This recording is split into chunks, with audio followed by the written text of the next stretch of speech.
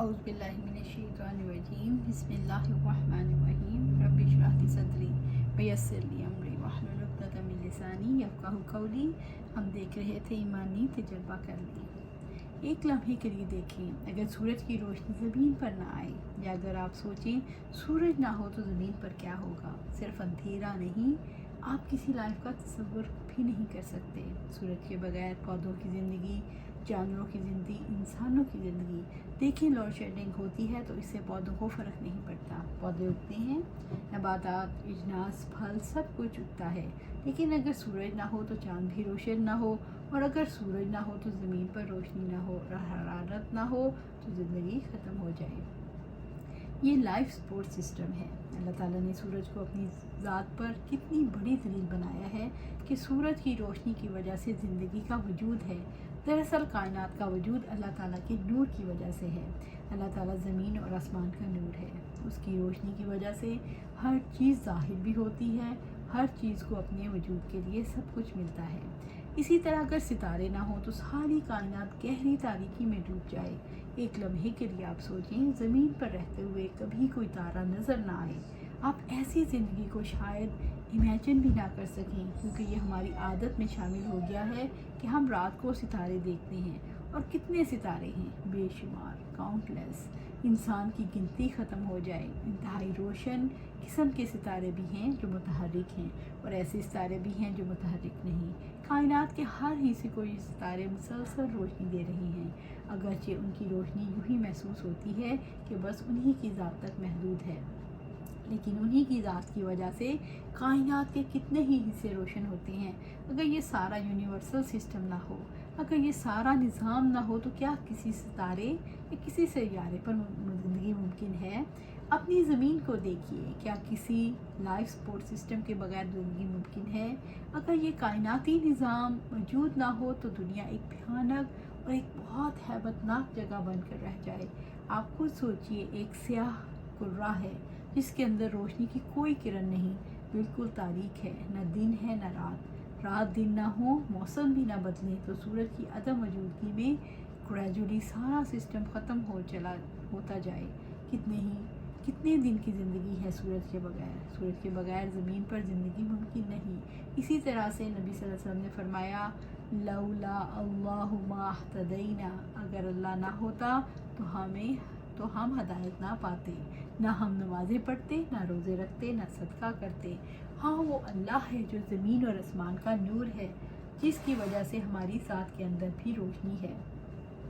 ہمیں بھی پتہ چلتا ہے کہ ہم نے اپنی زندگی کیسے بسر کرنی ہے۔ یہ تو تھا مادی روشنی کا معاملہ، یعنی مادی دنیا میں روشنی کیسے ہوتی ہے۔ اسی طرح سے روحانی اور فکری دنیا کا معاملہ ہے۔ اللہ رب العزت نے ہر انسان کی اس ضرورت کو پورا کیا ہے۔ اس کے لیے اس نے انبیاء علیہ السلام کو بھیجا، کتابیں بھیجی، تاکہ انسان کو اپنی زندگی کی سمجھ آئے، تاکہ انہیں پتہ چل سکے کہ ہم نے اپنی زندگی کیسے بسر کرنی ہے۔ زندگی کے لیے رہنمائی کی ضرورت تو ہے، لیکن انسان ہمیشہ یہی سوچتا رہتا ہے، اب کسے رہنما کرے کوئی۔ اللہ رب العزت ہادی ہے، ہدایت دینے والا ہے، ہدایت اس کے ہاتھ میں ہے، وہ ہدایت کا مالک ہے، اور اپنی رہنمائی اپنے پیغمبروں کے توسط سے سب انسانوں تک پہنچاتا ہے۔ الحمدللہ، جس تک اللہ تعالیٰ کی روشنی سے یہ روشنی نہ پہنچے، اس کی زندگی کتنی ادھوری اور کتنی ناکام ہے، کیونکہ اپنی ہی زندگی کے بارے میں پتہ نہیں، پیچھے بلیف نہیں، پیچھے یقین نہیں، پیچھے کوئی تصور نہیں۔ دنیا کس نے بنائی؟ وہ بنانے والا کون؟ اور اس نے انسان کو کیوں بنایا؟ کائنات کو کیوں پیدا کیا؟ انسان کیوں زمین پر آتے ہیں؟ کیوں ان کی روحیں پھر پرواز کر جاتی ہیں؟ یہ آنا اور جانا کیا بے مقصد ہے؟ اللہ رب العزت نے اپنی پاک کتاب میں اس کا جواب دیا ہے۔ افحسبتم انما خلقناکم عبثا وانکم الینا لا ترجعون، سورۃ المومنون آیہ 115۔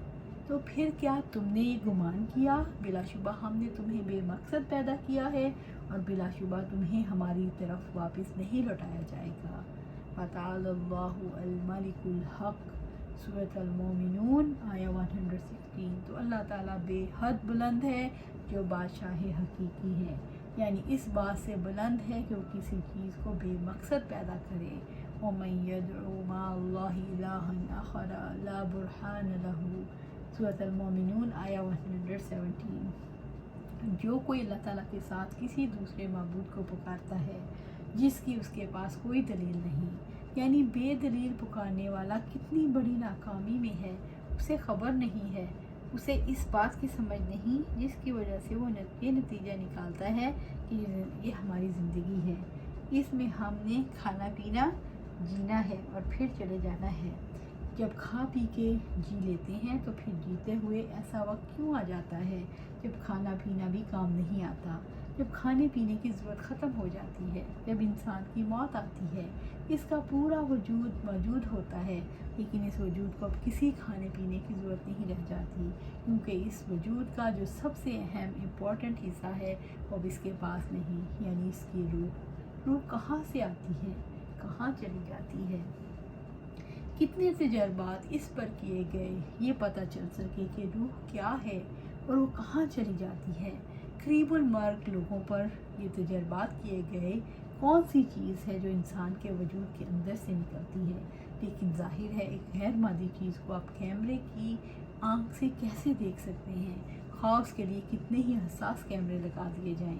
انسان ابھی تک اس گتھی کو سلجھا نہیں سکا، اپنی عقل سے سلجھانا ممکن بھی نہیں.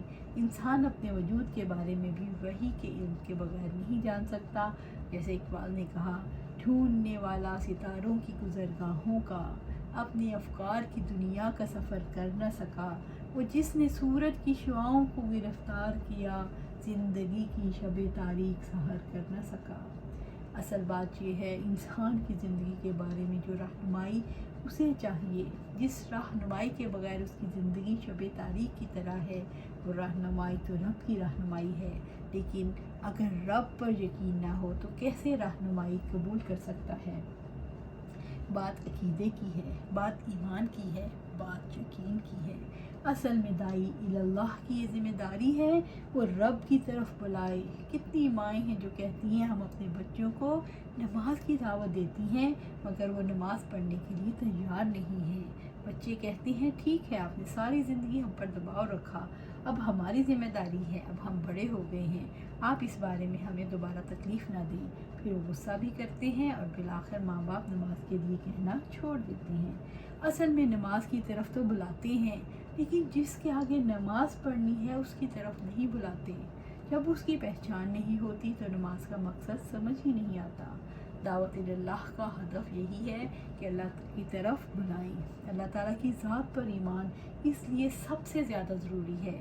اس انسان کو اللہ رب العزت کے بارے میں ایمانی خوراک ملتی ہے جبکہ پوری کائنات ایمانی رزق کا دسترخوان ہے. انسان تو جہاں چاہے وہاں جو کچھ دیکھتا ہے اگر اس کو کھوج ہو تلاش ہو تو اسے رب مل جاتا ہے.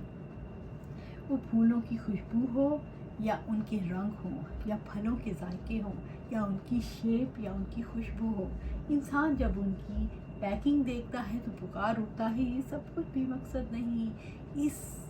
اس سب کچھ کو جس نے بنایا ہے اس نے کتنا بڑا اہتمام کیا.